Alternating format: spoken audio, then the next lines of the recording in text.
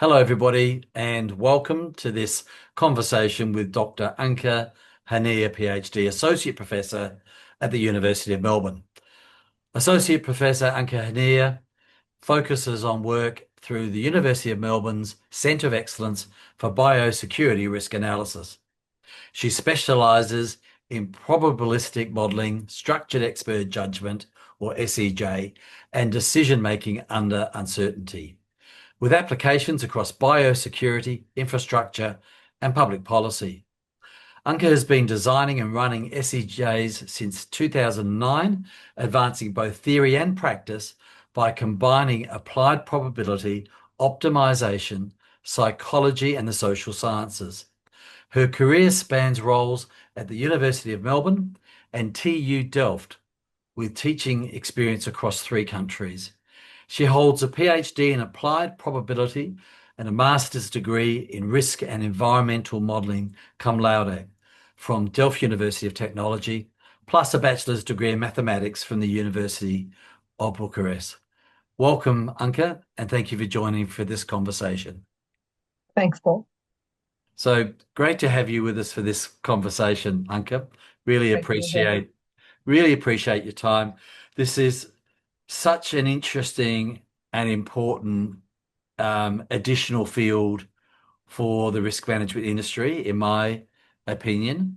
I've always wondered about what I've observed to be sort of a cavernous ravine existing between the qualitative assessment methodologies and then the very sort of mathematical, data-driven assessment methodologies in risk management.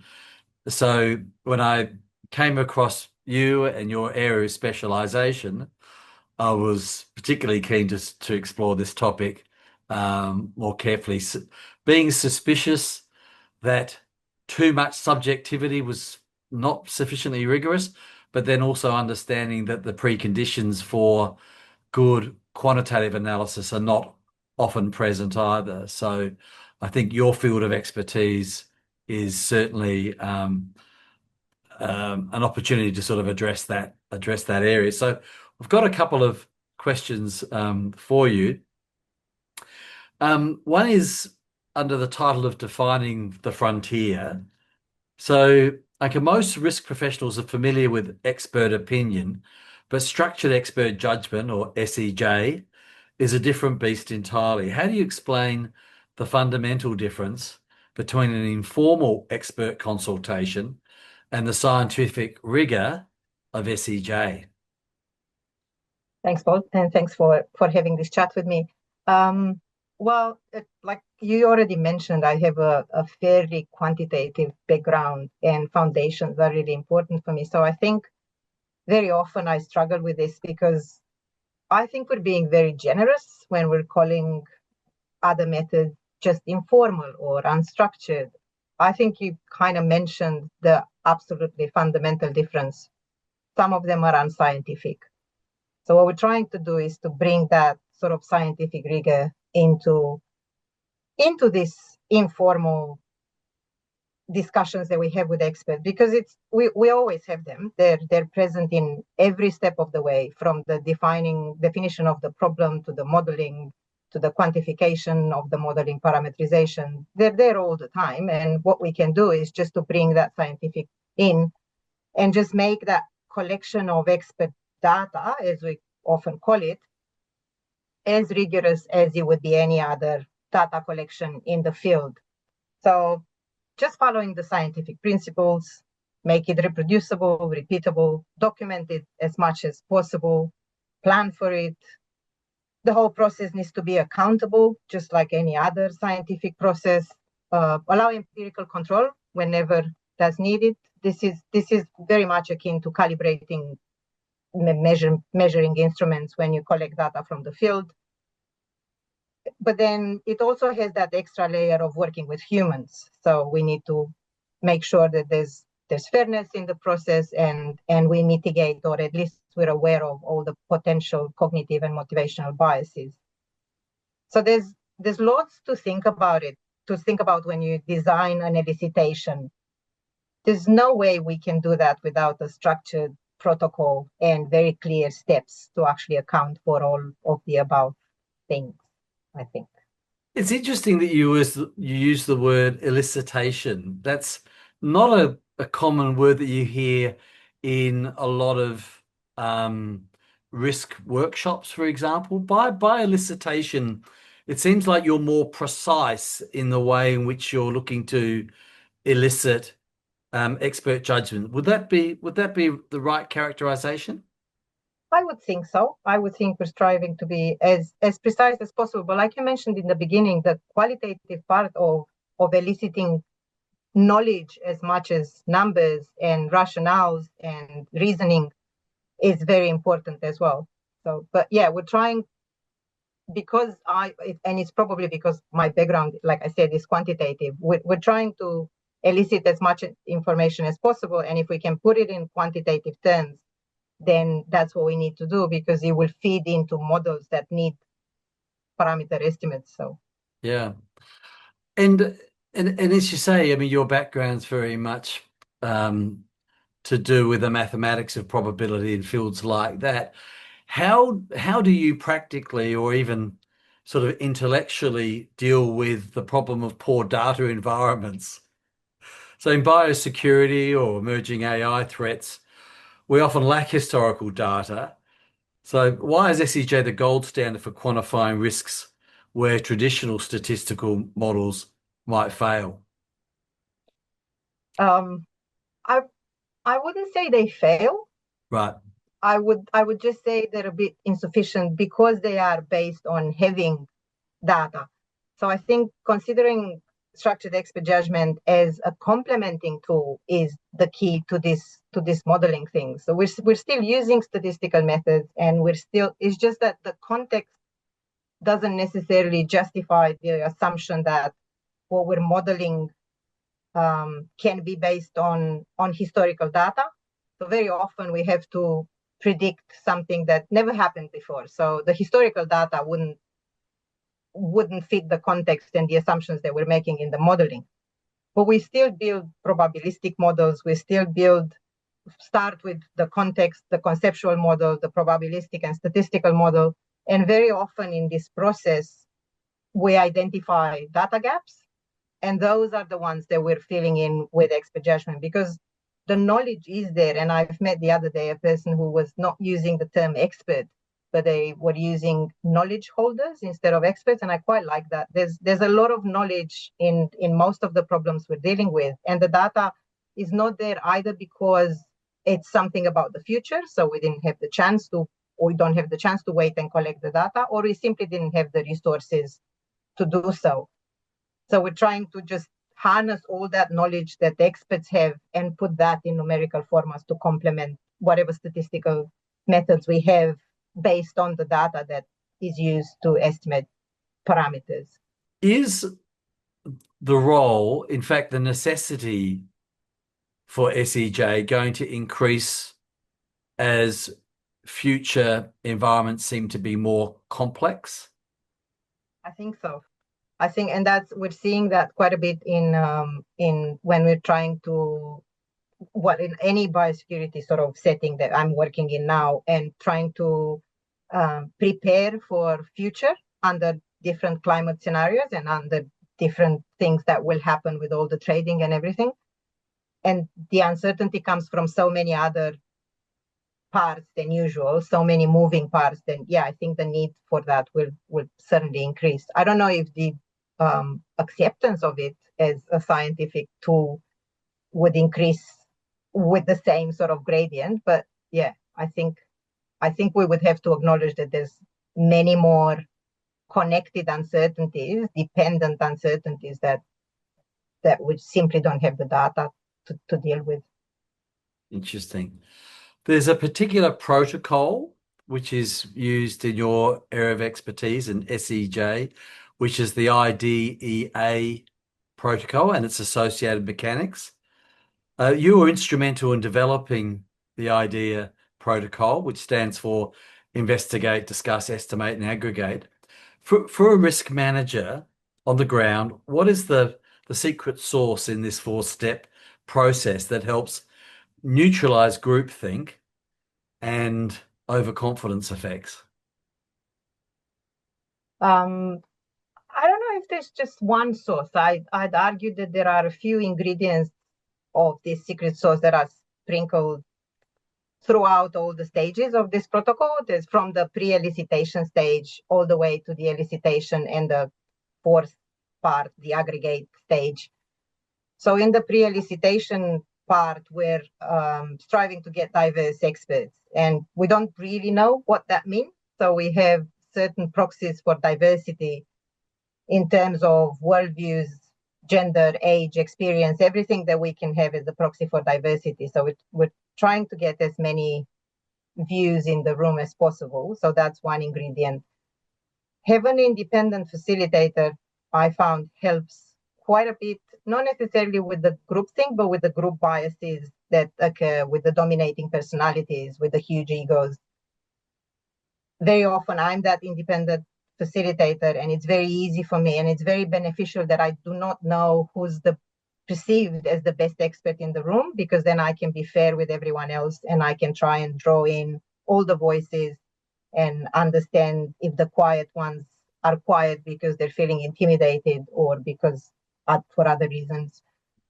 Then in the first step of the protocol, the investigate step, it's also there to mitigate against cognitive biases, and also to help with the discussion, in the sense that by asking individuals to put a lot of effort into that first independent individual estimate, so they do their exercise on their own, drawing on their own resources, not talking to the other experts, and that makes them very involved with their numbers and with their reasoning. And once the discussion part starts, they really need to hear really solid arguments for them to be able to change their mind. So they do their first round estimate, and then we bring them together in a room, if possible, to discuss the identified numbers. So we just have feedback plots where we present all the numbers from the group without associating numbers with people. So they don't need to talk about numbers or identify themselves on those plots. They just need to talk about the reasons behind numbers being very low or numbers being very high, or being not intersecting, or having completely different opinions. And when they do that, because they thought well and hard about their numbers, they need a good reason to change those numbers, because after this process of discussing and sharing reasoning and counterfactual scenarios, they can have a chance to go back and, without anyone knowing, change their mind or not. So we can, because of that other stage, the second stage is again independent and anonymous, no one needs to know what they're doing. So you may as well have someone in the room who nods vigorously because their boss says something that they don't actually agree with, and then independently they don't need to change anything, no one will know. Right. So it's the perceived personality, dominating personality in the room, that could distort that estimate. By having a second round that no one knows the details of, we try to mitigate against that. And we've seen that in exercises where people just choose not to change their mind, even though there was huge discussion about one question or another. They were simply not convinced, that they didn't hear anything convincing, so they don't change their mind.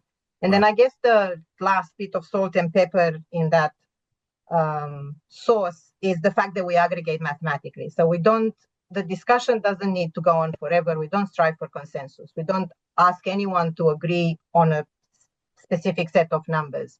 They hear what they had to hear. They pick up information from other knowledge pools, from the other experts, because they come from different backgrounds. They read different books.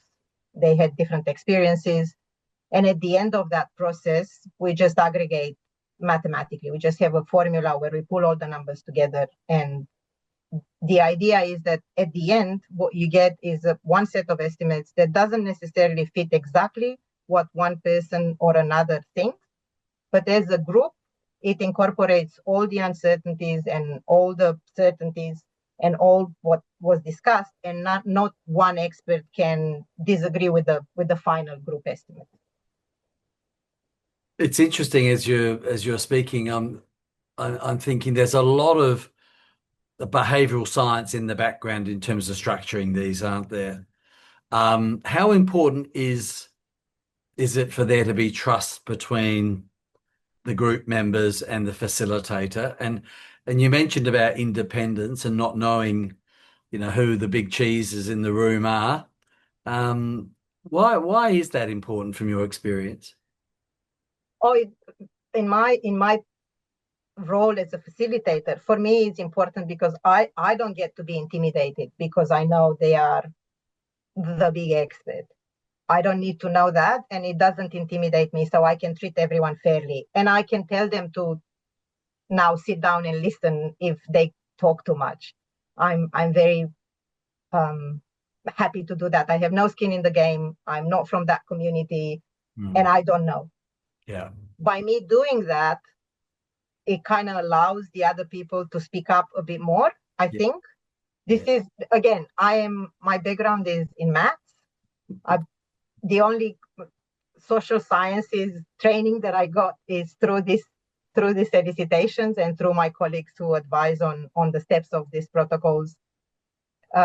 It's just based on observation. The group dynamic is extremely important, I think. And when the group is cohesive and respectful, the discussions are just beautiful. And I learn so much with every elicitation. And it makes a full day of discussing tens and tens of questions a breeze. Right. And at the end of the process, everyone's happy that they participated. I've been in groups with tensions, and the fact that I'm independent helps not for the tension not to be there, but to not manifest itself. Mm-hmm. And again, at the end of the process, very often people are happy that that happened and they heard the others' judgments and reasoning. They don't necessarily agree until the end of the day, but they see where they're coming from. And that little bit of mutual understanding helps in making the community a bit more cohesive. And how important is it, Anca, to be very explicit up front about, for example, your knowledge or your lack of awareness as to who has what seniority or what status within the group? Is that part of your positioning so that you can confidently interact in the way that you described? It is absolutely. It is. You're spot on. I lead with this, and it also allows me to ask the stupid questions. It also allows me to throw in numbers that make no sense whatsoever, because very often it's so easy for people to go, oh, but that's ridiculous. That can never happen, rather than justify their own numbers, just as a conversation starter rather than anything else. Once they get going, it's very often a very rich and respectful discussion. Very interesting. I'd like to now talk about the performance weighting concept, if I can. So, a unique aspect of your work involves scoring experts based on what I think we call seed variables or calibration questions. Can you please explain why we should weight expert opinions differently, and how can we objectively measure if someone is a good probability assessor or not? This is a tricky one. This is it's there's only a subset of the community that advocates for seed variables. Okay. I am part of that subset for sure. I think seed variables are extremely important and they bring huge value to an elicitation. I don't always have the chance to have them in my elicitations, but if I can, I always try to. And I think they are slightly misunderstood.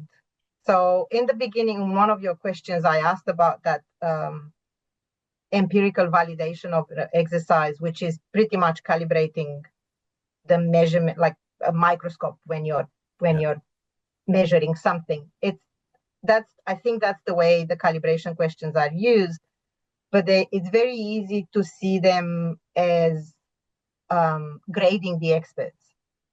We've had people saying, "Well, I'm going to be graded as a like a student," and that's not what we're doing this. But because of that tension, I think it's part of the community doesn't necessarily use them. So the way I think there's two main points where calibration or seed questions make the elicited data better.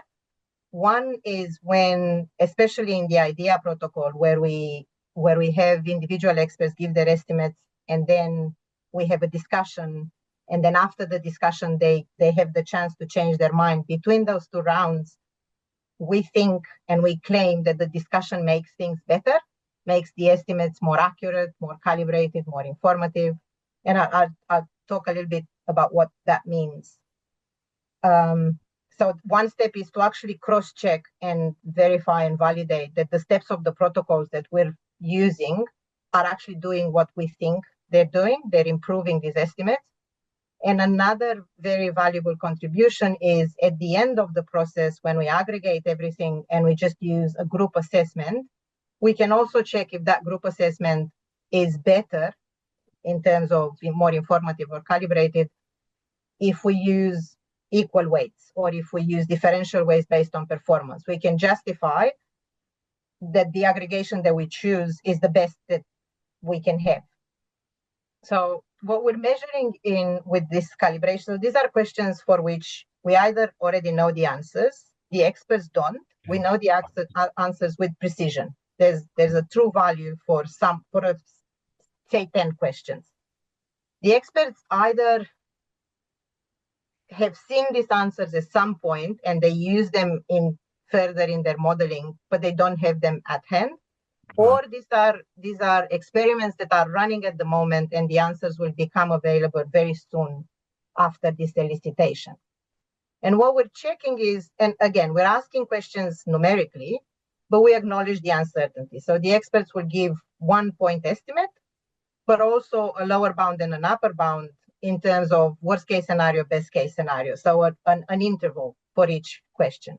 So what we're looking at on a long term for a good probability assessor would be that they capture the realization, the true value between their bounds on a long run. So for most of those 10 questions, say, and also to capture them with informative answers. So a non-informative answer would be those bounds are so spread apart they don't actually contain any more information. I could just assume the simplest distribution, uniform distribution that doesn't tell me anything more. An expert should be a bit more informative than that. So we're looking for calibrated answers that are also informative. We measure those two, we combine them because we want both qualities.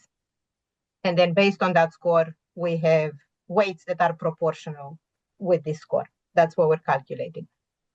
Now, we can do exactly the same before and after the discussion. So the first two things that I said that I think calibration question seed variables are very important is checking if after the discussion, experts do get more calibrated and more informative. And that's every time we check, that's what we've seen. So that's why we have the confidence that the steps are doing what they're meant to be doing. Not always, because it's a statistical process, but it's more often than not, when experts change their mind, they do change towards the direction of the truth. They do decrease the uncertainty, so those intervals become narrower than they were initially because ambiguity got resolved, because conditioning factors in the questions got clarified. So that happens. And then at the end of that process, on the same questions that we know the answers for, we can check these aggregations. So we can see if the aggregation that we're finally using has the best scores as well, just like we would think of that aggregation as a virtual expert. That's the one that will represent the group. So I think that there's huge value in having calibration questions. They're hard to find, and they're based on the assumption that you find them such that they will trigger in the experts the same sort of thought processes and mental models that the questions you're interested in trigger. If they're not exactly representative for the questions of interest, then the criticism is, well, you don't know if they are a good predictor for future performance. Got it. We very often think they are. Again, it's not, I would love it to be a theorem that proves that to be true, but there is none. At this stage, at least. At this stage. There's a lot of data. So the Technical University of Delft studies are collected into a data set. and there's a lot of validation on those data sets. And it's always, every time someone looks at it, it looks like they're adding value. Fascinating. There's a couple of questions that come to mind in relation to that approach. One of the questions, I guess, is there transparency around the rating of the decisions back to the expert? So the experts, when we have calibration questions, the experts always know that there will be calibration questions. Mm-hmm. Sometimes they may be identified, sometimes they're not. So they don't necessarily know which one. If the questions are based on past events, they will identify themselves which were the calibration questions. So, but they always know. And we always tell them that their individual scores, it's only whoever calculates them knows them, that they don't become public in any way. And whoever wants to know their scores, they are welcome to ask for them. Okay. And in my experience, 20% of experts ask for their scores and they're happy to know it. And the reactions are very often very kind. Like if they have good scores, they're happy that they have good scores. If they don't have such good scores, they're happy that the aggregation has good scores. And as a group, they did well, which is the right attitude to have. Of course. And most of them have it after they go through the process. They may start as being nervous, but I've never had an expert who was unhappy with at the end of the process. It sounds like you've got some quite mature experts. I can imagine in some organizational contexts and cultures that competitiveness would loom quite large. I assume so. But like I said, many of them start being very nervous at the start of the process. Yeah. They don't all feel comfortable with the approach. But by the end of it, they recommend it to other people. So I guess going through the process, it makes them understand that we're not interested in their individual score in any way. It's not a test of knowledge. It's not a test of expertise. It's simply trying to get the best out of the group that we have. Yes. So communicating that, emphasizing that's important because there's not a lot of assessments which are quite like that in that sense. We tend to be quite individualistic and we tend to quite naturally rank ourselves against our peers. So yeah, I can see how handling that message is important. You made the point that some people in the field aren't advocates of the seed variable approach, if I've expressed that correctly. Yeah. And I had the sense from your response that part of that reason was that perhaps they're not convinced that the questions which are being asked to determine the expert weightings are necessarily sufficiently, I'll use probably a poor word, but representative. That seems to me that to get to prepare the right question seems like that must be quite an important part of the preparation process. It is. You're absolutely right. It's a lot of work. It's more work than the questions that you don't have the answers for, because especially for that, because you want to have questions that actually are meaningful for the questions you're interested in. You want them to be hard to find if the answers are available, so you don't get no one gaming the system. Yeah. So it is a big chunk of work. And what we usually have is we do have a few experts that don't necessarily participate in the elicitation, but help us with finding data sets or with experiments that are not published. We always have to have some angels on the inside, because otherwise we don't find the good ones. So that's, yeah. And in some applications, there is a catalog of seed questions because they were used more often, like in volcanology, for example. There's the Willie Aspinall has been running expert elicitations for years and years. Is the longest running elicitation in a particular field. So there is, and very often Willie and his team publish the seed questions. So volcanologists always have access to a catalog of potential questions that help with developing new ones. And if that were to become good practice for everyone, that'd be amazing. And it's starting to be. Calibration questions are very often published with the other questions. Practical application. Lessons from the border. Your work with CEBRA, which I understand is the Centre of Excellence for Biosecurity Risk Analysis, often focuses on biosecurity, an area with high stakes, but also high uncertainty. What is one specific insight or risk that SEJ uncovered in biosecurity that traditional data-driven methods might have missed? Yeah, again, a tricky one. I don't know if SEJ on its own can do that much. But being, I think the Biosecurity Risk Center I work for and the people I'm working with and their willingness to use that tool as one of the tools in their toolbox, I think that's the key here. Because the value, very often what we look at in the biosecurity projects that we're dealing with is trying to understand the value of future actions and potential management actions under finite resources. So a resource allocation sort of for management actions to mitigate against future threats is very hard to know if we avoided the risk or not. A good decision avoids a risk, and then it's hard to measure if it was your decision or any other things that happened in the same context.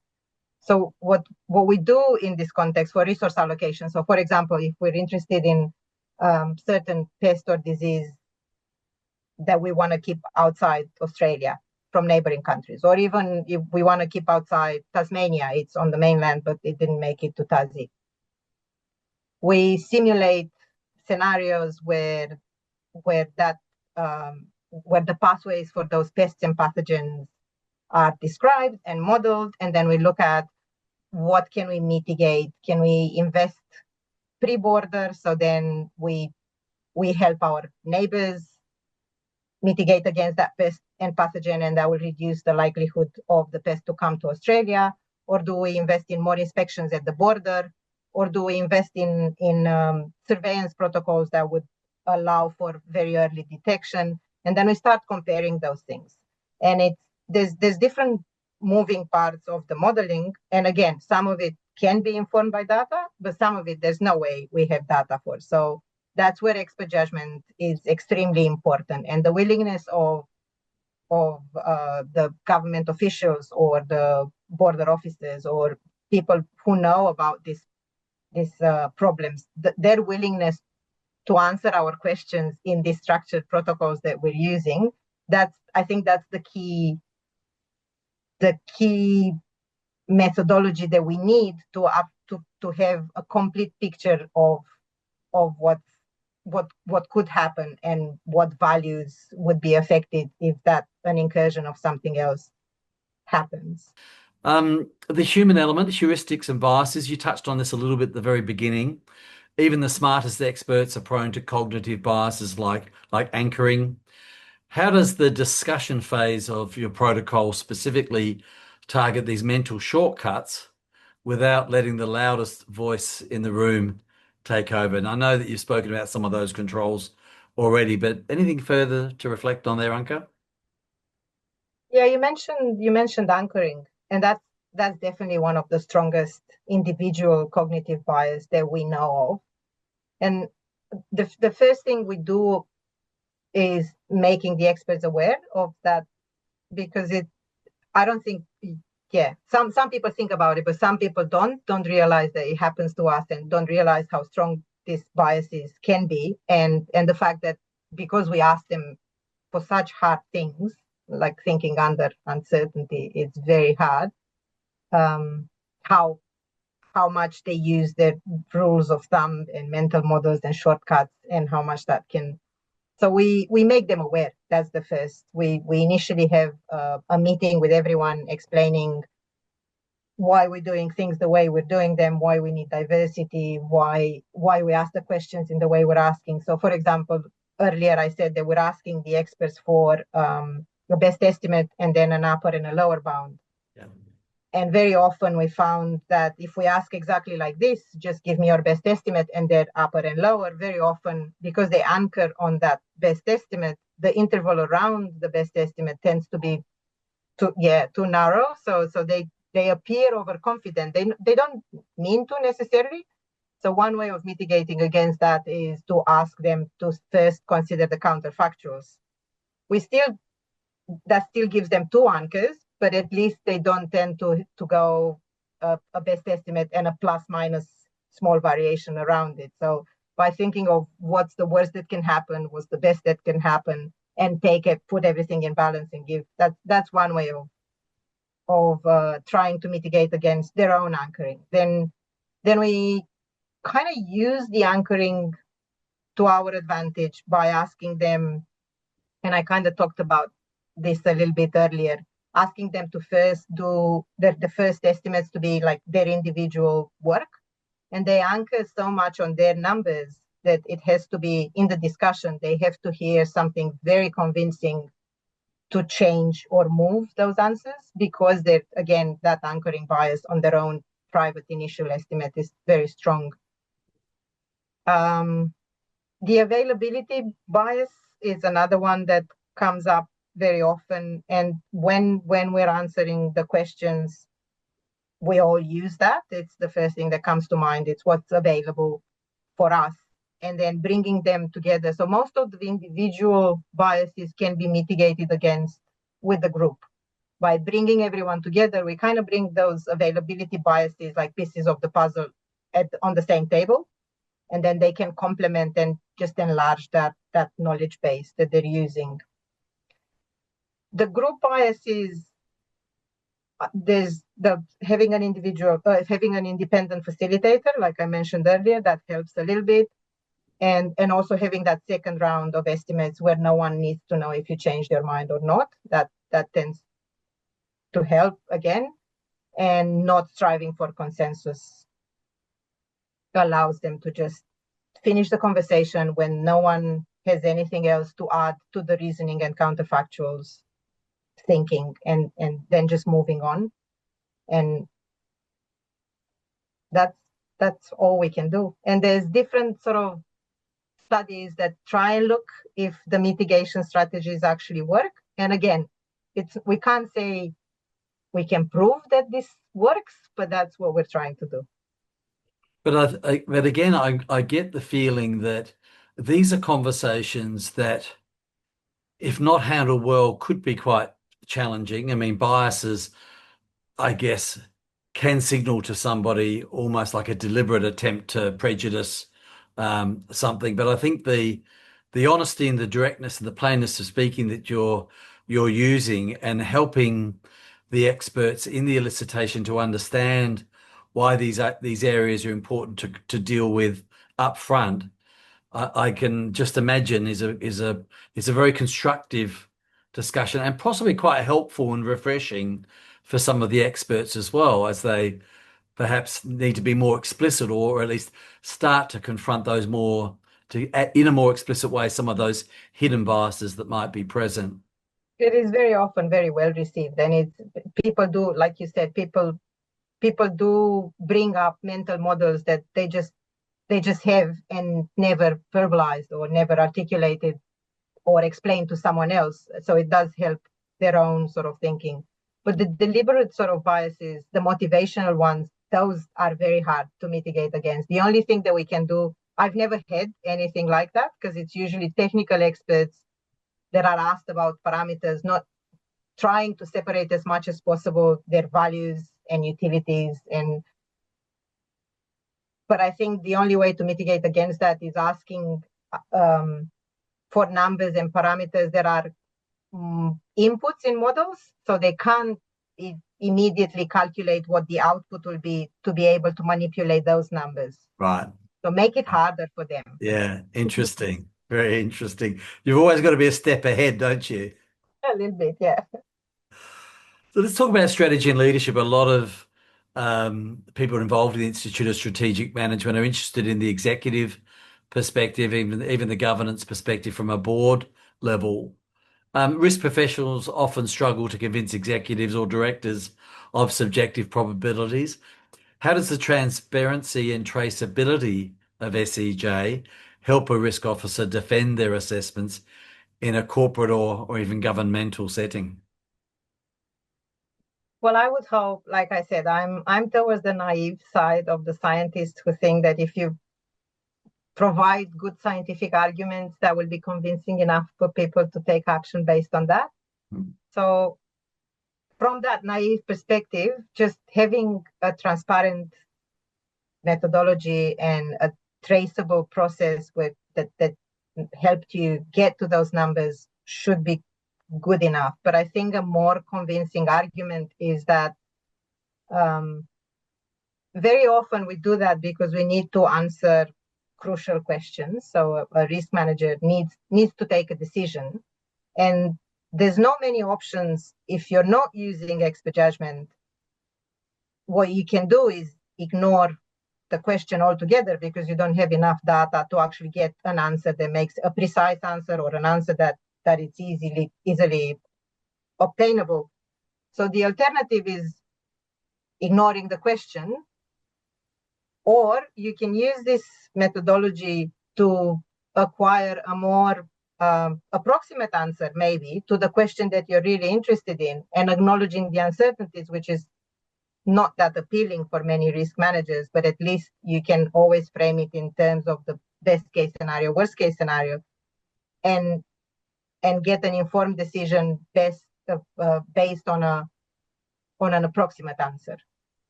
I think that should be enough. I don't know if it always is. It is for some risk managers, but I do acknowledge that very often you can't convince your risk manager to go with the methodology that you're suggesting.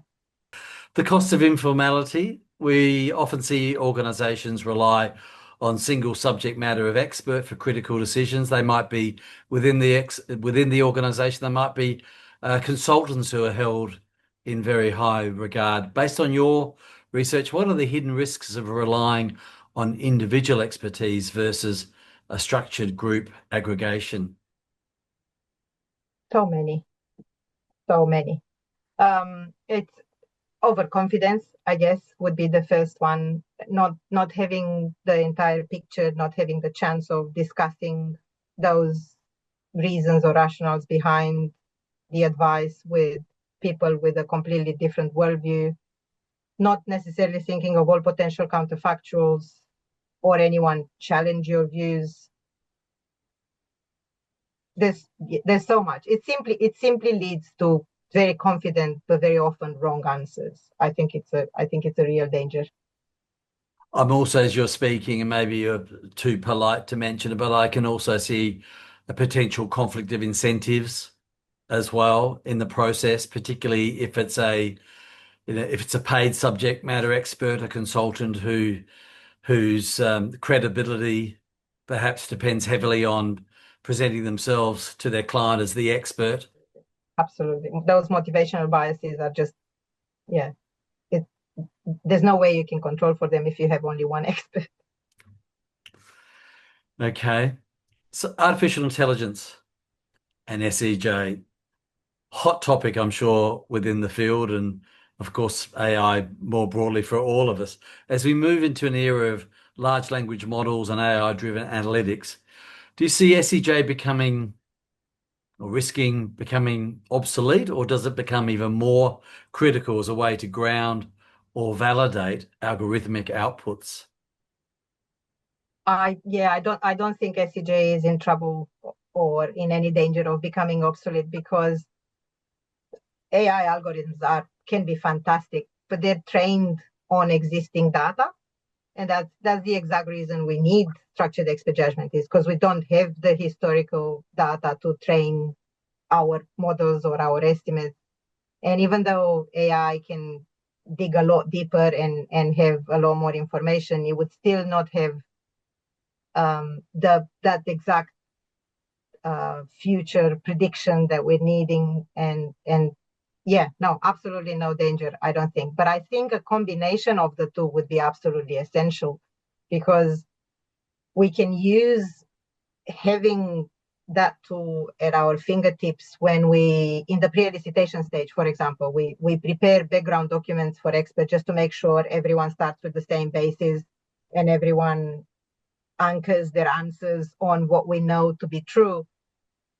Using AI to prepare all of those and make sure we didn't miss anything could be a huge help. Having summarized the discussion, if we sometimes have elicitation that are asynchronous and we have the discussion documented as comments or on a platform, having a tool that summarizes the main points and triggers counterfactual thinking in the experts, that would again be very useful. So a combination, I think, would be the way to go. Excellent. And perhaps a final question as we think about the practitioner in mind. For a risk manager reading this ISRM journal article or watching this video, and they want to move away from gut feel, but doesn't have a PhD in mathematics or statistics like yourself, what is the first step they should take to start integrating structured judgment into their risk framework? Well, I guess if they're open enough to do that, I think they've already made a huge first step. If they're confident that structured expert judgment and the protocols that have been developing since the 90s are actually a scientific method of using, it's already huge. So that's great. Of course, there are papers and there are books and there are blogs and all sorts of communications that can make these tools more accessible. But I think that the beauty of the main principle of structured expert judgment is they're simple, they're elegant, and yeah, simple, I think, is the right word. You can make it as complex as you want if you have a PhD in maths and if you want to have more sophisticated aggregation tools and more measures, but you don't need to. The first principles are simple. And I think what's important to remember is we're a friendly bunch. Just reach out. Everyone in this community will be happy to help because we passionately think that this is a good tool that everyone should have access to. And if done properly, it does advance the modeling and the estimation and the predictions. So I guess that would be my advice. Just reach out. That's fantastic. And I can certainly say my first-hand experience has been certainly reaching out to you, population sample of one. You've been incredible, which may not be very rigorous, but I'm nonetheless, representative. I'm sure it's representative. Thank you for that. And you've been incredibly generous at the seminar that we had back in 2025 and then also in this interview. So, and I know from that talk, the webinar that we did attracted a lot of interest, which is one of the things that has, motivated, really, I hope both of us to have this further discussion. It's been incredibly helpful. Anca, thank you so much for your time. You're very welcome. Thanks for having this. Thank you for your time as well and all your questions. Thanks, Anca.